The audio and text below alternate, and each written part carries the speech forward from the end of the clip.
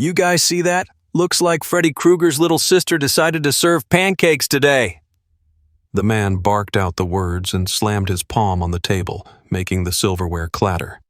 Hey, creature, bring us more coffee, and try not to melt the mugs with those hands. Laughter erupted like wildfire inside Frankie's cafe, cutting through the soft hum of breakfast conversations.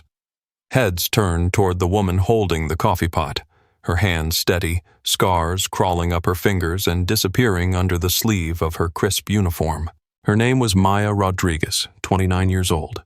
She had weathered far worse than the weekly taunts of Larry Chambers and his cronies, a pack of arrogant tech consultants who strutted into the cafe every Wednesday morning like they owned the place. What they didn't know was that every jeer, every insult only fed the iron inside her, a strength forged in silence far beyond their shallow understanding.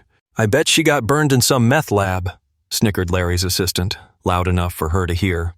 Or maybe it was a gang fight. You know how those barrios are, Larry added with a cruel grin. Maya approached with calm, deliberate steps, her spine straight, her gaze unwavering, a quiet defiance that didn't match their image of a woman meant to cower. When she reached their table, she poured the coffee with the grace of a surgeon. Not a single drop spilled. Would you like anything else, gentlemen? Her tone was smooth, almost too calm. Larry blinked, caught off guard. That wasn't the reaction he expected. Yeah, he said, leaning in, voice dripping with mockery. How about the story behind those charming burns? Accident? Or did someone teach you a lesson? For a moment, something flickered in Maya's eyes. Not fear, not shame. It was the gaze of someone who had seen death up close and made it wait. But Larry was too smug to notice. Work? She answered flatly, then turned to leave. What kind of work does that to someone? Larry pushed, his voice louder now, emboldened. You bounce at a bar? Sell yourself at night? Careful, Maya said, slowly pivoting to face him. Just one word and the air turned dense. There are stories, she added, you're not ready to hear. Larry laughed, but this time it rang hollow. Ooh, spooky. What are you going to do, haunt us? None of them realized Maya had been quietly listening to them for weeks, memorizing their names, their favorite drinks, their petty secrets spilled over coffee and arrogance. Her mind worked like a vault, storing every detail with purpose. Across the room, a man in his 40s stirred in his seat. Ethan Clark, a former Marine, had just walked in a few minutes earlier, hoping for a quiet stop on his road trip, but the scene unfolding across the cafe pulled him in. And something about Maya held his attention. That posture, that stillness under fire. He'd seen it before. Not in diners, but in foxholes.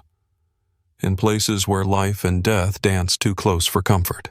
Could it be? As the tension thickened, Maya muttered softly under her breath, loud enough only for herself.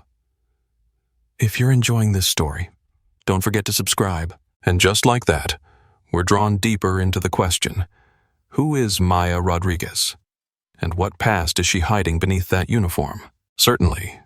Here is the rewritten version of Trang 2, following all your instructions. New character names, enhanced flow, more vivid storytelling, while keeping the original core meaning and story arc intact.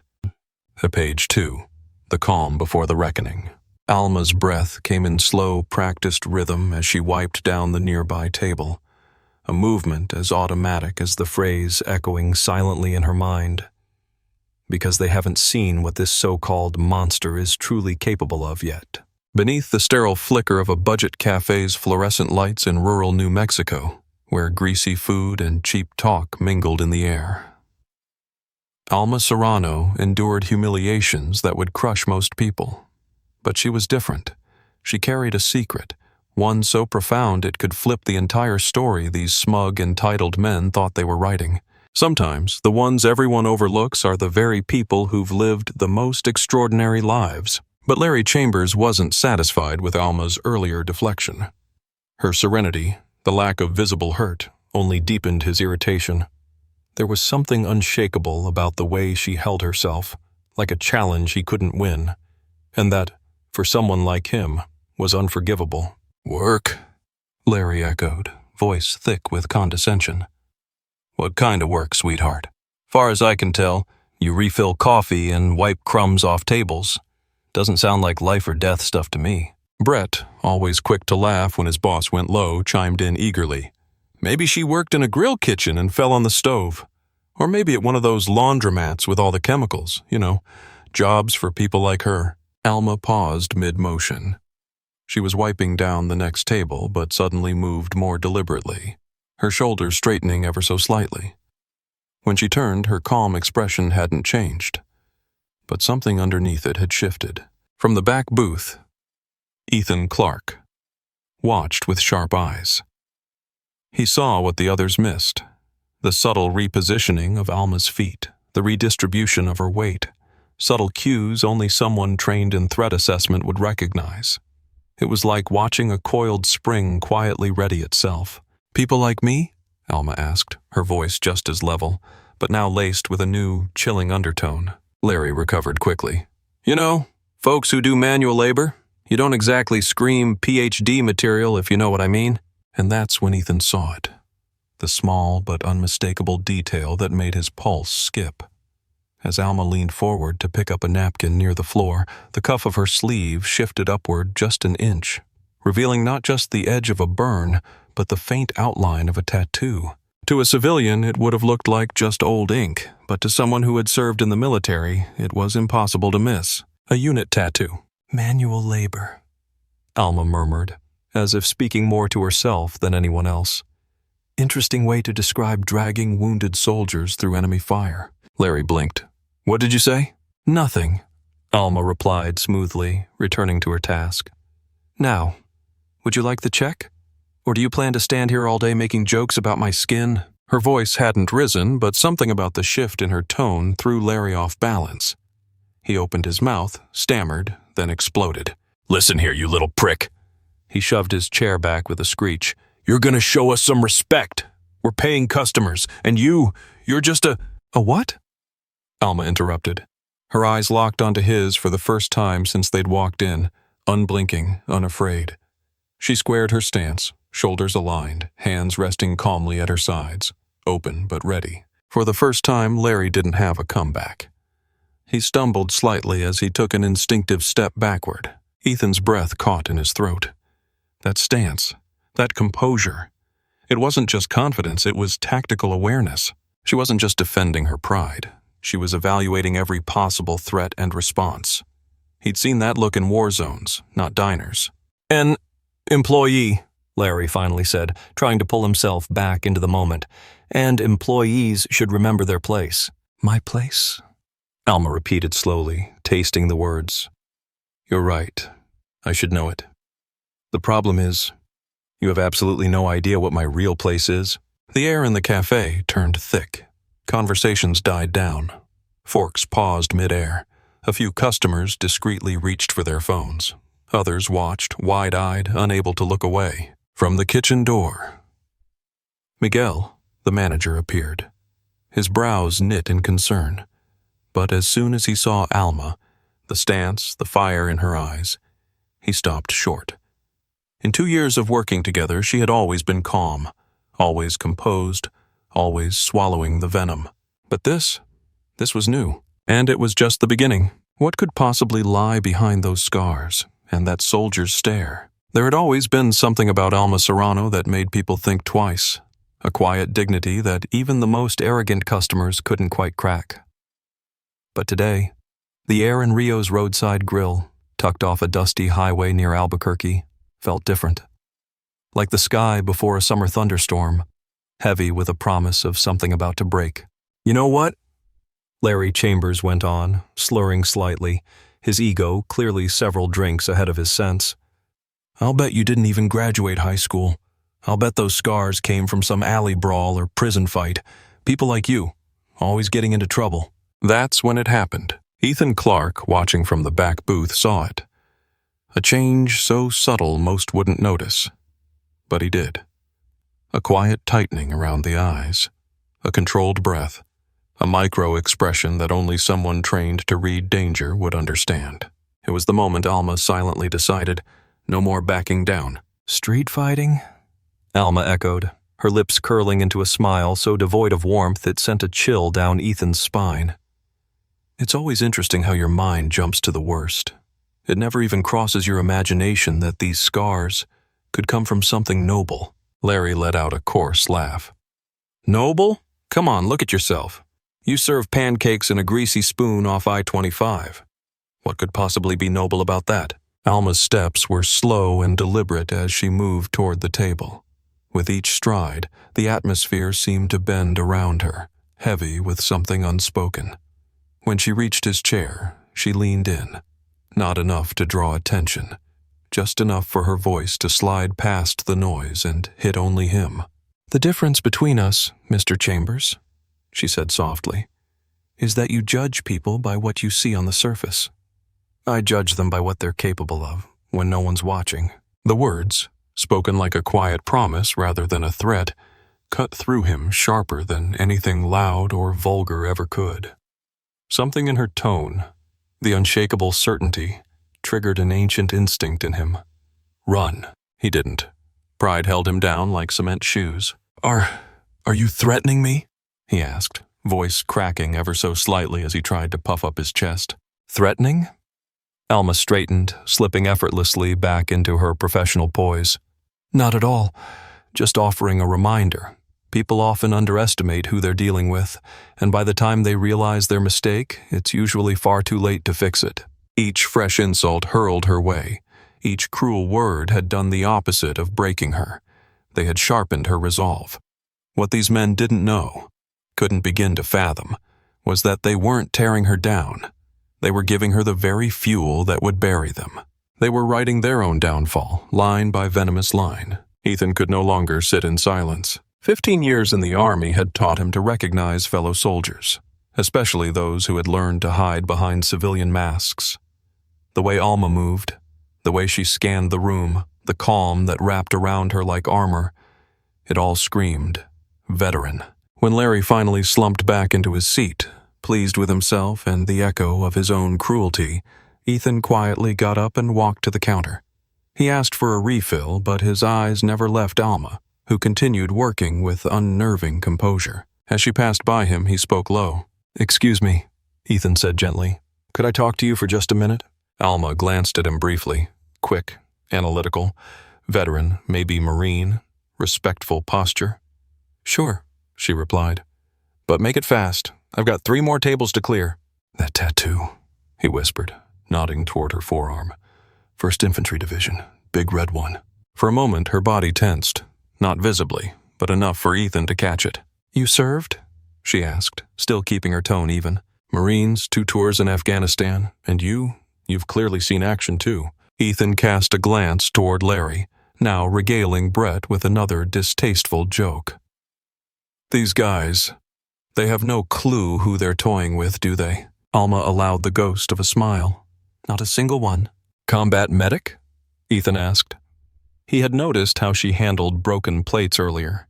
The care, the control, the instinctive way she checked on the kid who'd bumped his elbow near the counter. "Combat trauma specialist," she confirmed.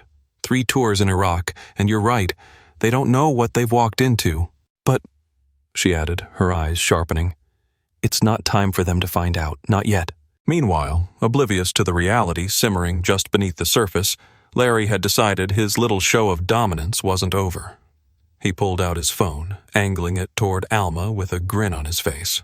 Whatever he had in mind, it was just the beginning. And what happens when a bully dares to poke the wrong bear? "Let's get this on video, folks," Larry Chambers announced, raising his phone high enough for the entire cafe to see. His voice cut through the chatter like a blade. "I want you all to see this. This is the monster who serves your coffee. Feast your eyes on that scarred face." The sudden silence in Rio's roadside grill was deafening. Alma Serrano turned around slowly, her gaze locking directly onto the phone's camera lens. But instead of the flustered shame Larry was expecting, she offered something else entirely. A thin, cold smile. A smile so razor-sharp and chilling that Ethan Clark, watching from the counter, felt a shiver crawl down his spine. He'd seen that look before, on faces right before a mission, when decisions had been made and there was no turning back. "Keep recording," Alma said in a tone so calm it could have been mistaken for boredom. "I'm sure you'll want to save this. For history's sake." Larry laughed, thrilled by what he thought was a win. "You hear that? She likes the attention. Bet she's used to being filmed. Probably has an OnlyFans account for freaks into burn scars." That's when Ethan saw it, the flicker. The glint in Alma's eyes as she studied Larry. Not like a victim facing her abuser, but like a soldier scanning terrain for weaknesses. There was no emotion, just calculation, angles, movements, potential outcomes. "You know," Alma said, beginning to walk slowly toward Larry's table, "you're not wrong about me being used to cameras. I actually have plenty of experience being filmed." Larry kept the phone trained on her, energized by the spectacle. "Oh yeah? Tell me about it, superstar." She paused, pretending to think, then replied with deliberate clarity. "I've been filmed accepting military honors, for pulling injured teammates out from burning vehicles, for stabilizing wounded civilians under sniper fire. You know, the kind of footage that ends up archived in Pentagon ceremonies." For a moment, Larry faltered. Her tone wasn't boastful. It was matter-of-fact, and that made it all the more believable. Then, as if afraid of looking weak in front of an audience, he laughed even louder. Sure. And I'm General MacArthur. Give me a break. Military, you?" But the mood in the diner was shifting. Other customers had started paying closer attention. Her posture, the precision in her voice, the specificity of her words. It didn't sound like fantasy. It sounded lived. Ethan saw it too. She was planting doubt, slowly but deliberately. "Keep recording," Alma repeated, her voice now ice-cold. "By the way, what's your full name? So when this goes viral, people will know who to thank for this masterpiece." "Larry Chambers, Chambers and Partners," he replied without hesitation, chest puffed up. "Look it up. We're a well-known consulting firm, top tier. I help companies get rid of problems like her." He nodded toward Alma. "Chambers and Partners," Alma echoed, memorizing it. "Fascinating. And your specialty is?" "Business image. Restructuring. Identifying employees who damage a company's look." He stared at her with smug satisfaction. Ethan could practically see Alma's mind at work. Data moving through invisible circuits. The names, the firm, the implications, all stored, all sorted. "Tony?" Alma called, glancing toward the kitchen. The manager appeared hesitantly, wiping his hands on a towel. "Please, Alma, don't start anything. We don't want—" "There's no trouble," she said firmly but gently. "I just want you to witness something. Mr. Larry Chambers of Chambers and Partners is recording me without consent, using my name, my appearance, and making specific remarks about my face and body.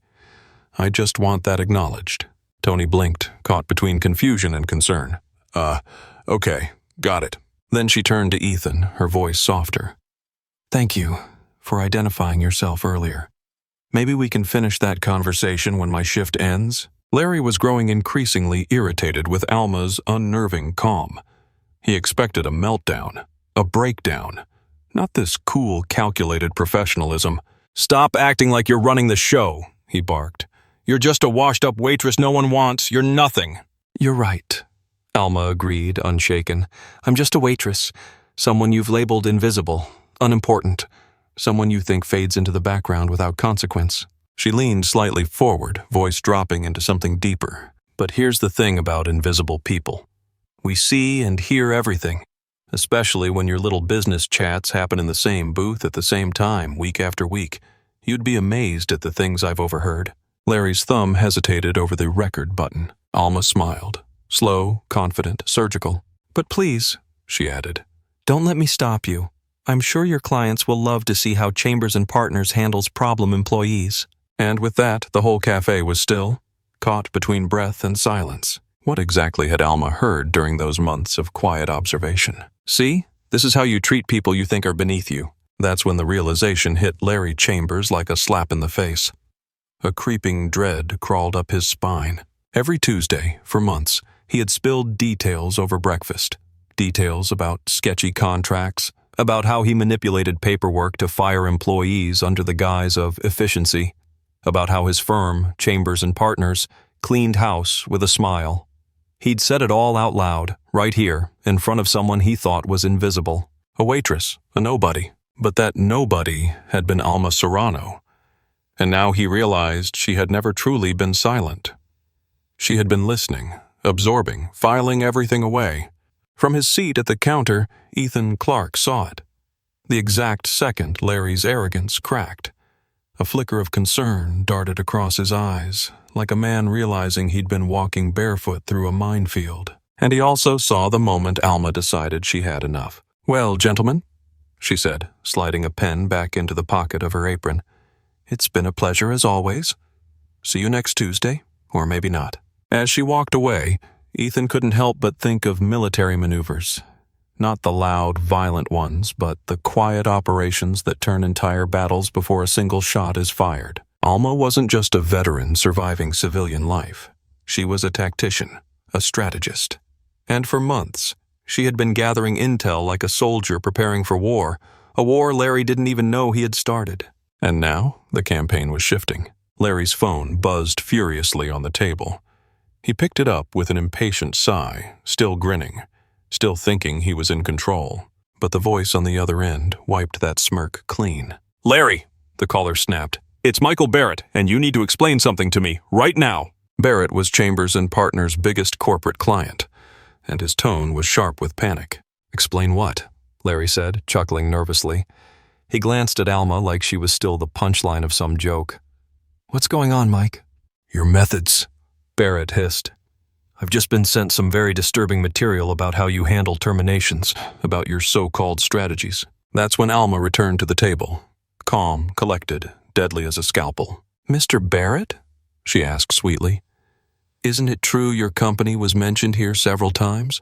Something about cleaning the payroll of undesirables. That's the phrasing Mr. Chambers used."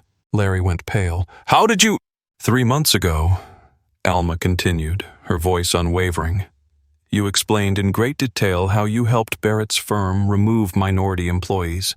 You said restructuring was the perfect cover, that it looked legal." "That's a lie," Larry barked. "All of it, lies." But Alma only smiled. "Tony," she called over her shoulder, "could you bring me my phone, the one with the recording app I've been using for the last 6 months?" The room fell into a hush so deep you could hear silverware shift on ceramic. "In New Mexico," Alma said gently, "only one party has to consent to a recording. Every Tuesday for half a year, I recorded every comment you made, while you thought you were talking to just a waitress." Tony returned with her phone, hands trembling slightly. Alma tapped a few buttons and then Larry's voice echoed through the restaurant's speakers. "The secret is never put it on paper that it's about race. You document other things, tardiness, productivity, cultural fit. That's how you cover your bases." Larry lunged forward, reaching for the phone in desperation. But Ethan stepped between them, arms crossed.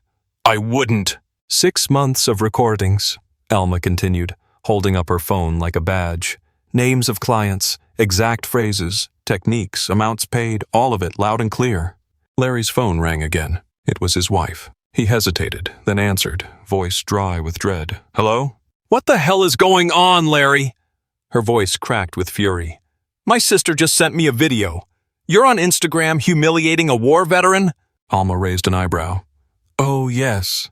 I meant to mention that video you were so proud of recording.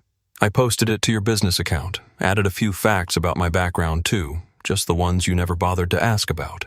Larry opened Instagram with shaky fingers. The video already had over 20,000 views. The caption read, "Chambers and Partners CEO caught humiliating decorated veteran. Sergeant Alma Serrano served 3 tours in Iraq and saved dozens of American lives under fire." "No, this can't be happening," Larry whispered, face going ashen. "This will ruin everything." Alma wasn't done. "There's more," she said, her tone turning from calm to clinical. She tapped her phone and held up a digital folder.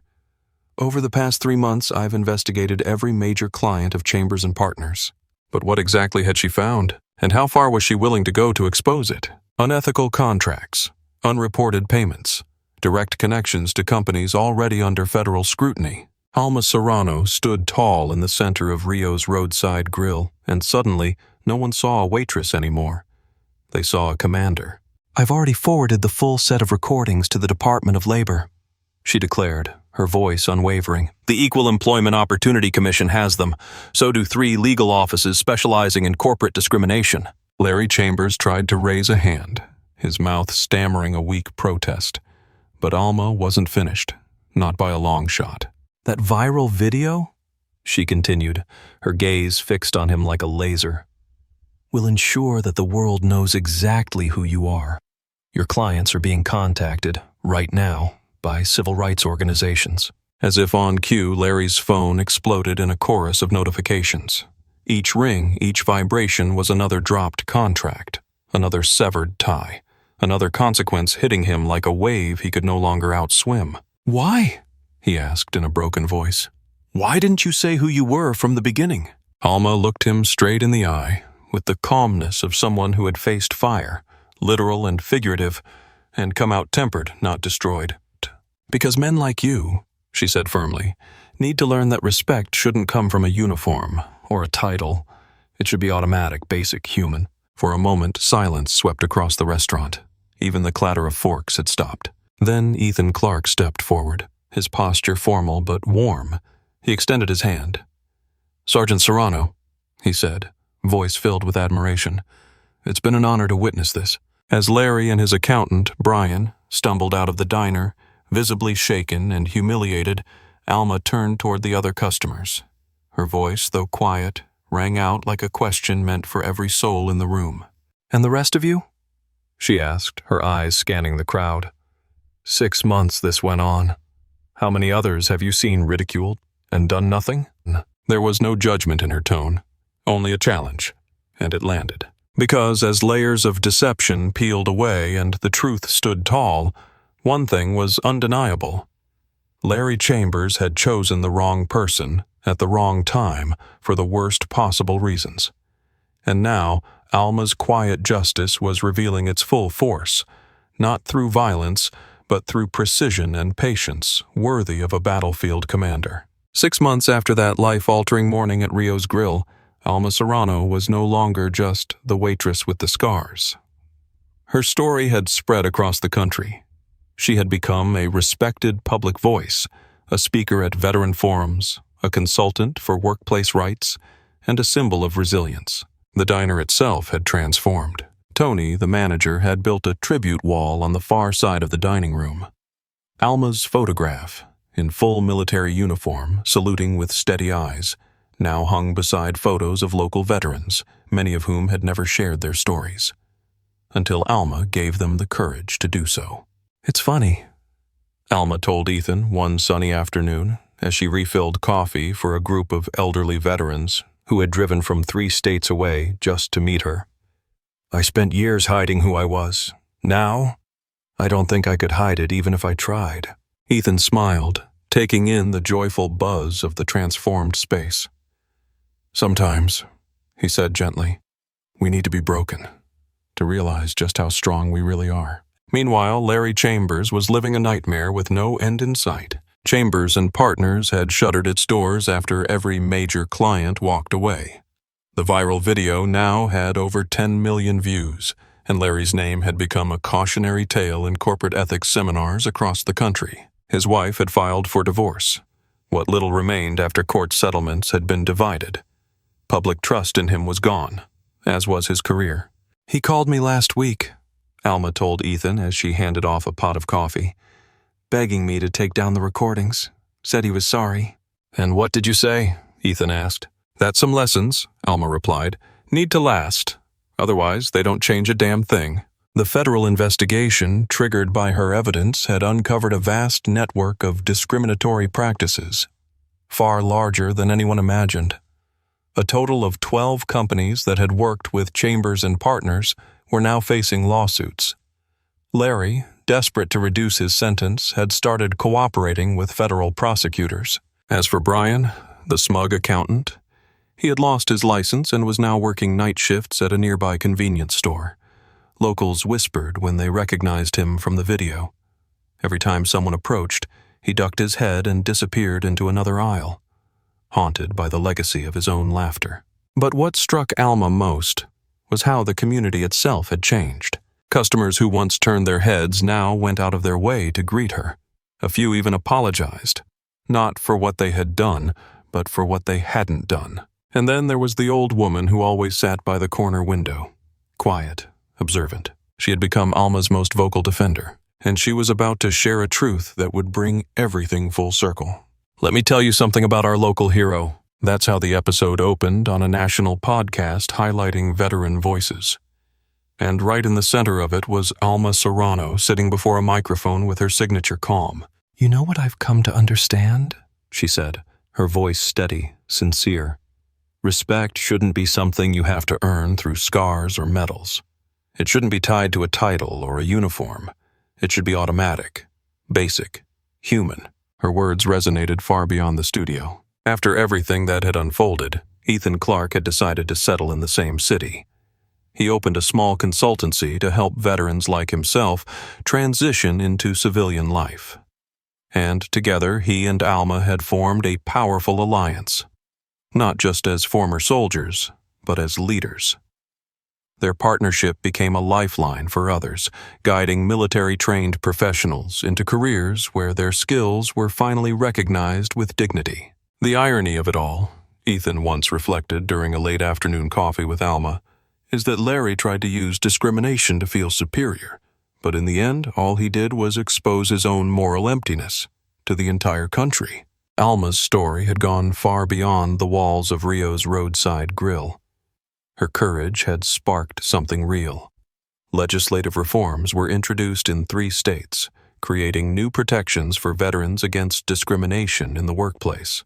She had testified before congressional panels in Washington, her measured words echoing through the marble halls of power with quiet intensity. Meanwhile, Tony, the diner's manager, had promoted her to assistant manager. But Alma split her time now, between the grill she once worked in silence and boardrooms across the country. She became a sought-after consultant, guiding organizations in improving their diversity and inclusion policies. Ironically, many of those knocking on her door were the same companies that had once partnered with Chambers and Partners.